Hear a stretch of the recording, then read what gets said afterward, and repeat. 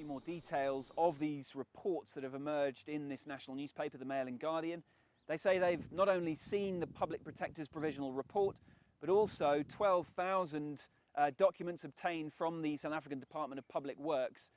They say that in this provisional report, the findings include claims that Jacob Zuma benefited to the tune of about $2 million from this Nkandla development, including a swimming pool, an amphitheatre, as well as several homes for members of his family on this property.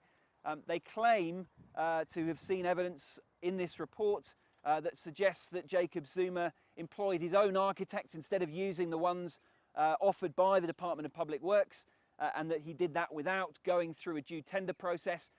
Following the employment of his own architects, costs then spiraled from about $2.7 million to about $20 million, and that compares to a total cost on the home of former President Nelson Mandela, for example, of only about $3 million. Now, this report reportedly now recommends, or will recommend, that Jacob Zuma repay at least some of that money. It's also recommending that he be questioned by the South African Parliament.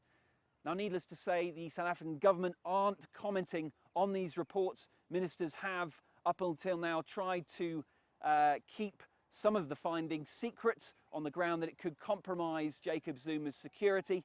And that happens to be the exact justification that this newspaper, the Mail and Guardian, is using for publishing the results of this provisional report now, although the Public Protector herself has responded to these reports by saying that they're unethical because the government haven't yet added their official voice to its findings, which could affect the outcome.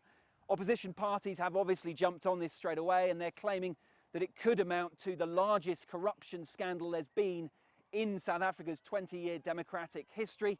It does certainly look to be becoming a major challenge to Jacob Zuma's authority just months before the election. Guy Henderson, CCTV, Johannesburg, South Africa.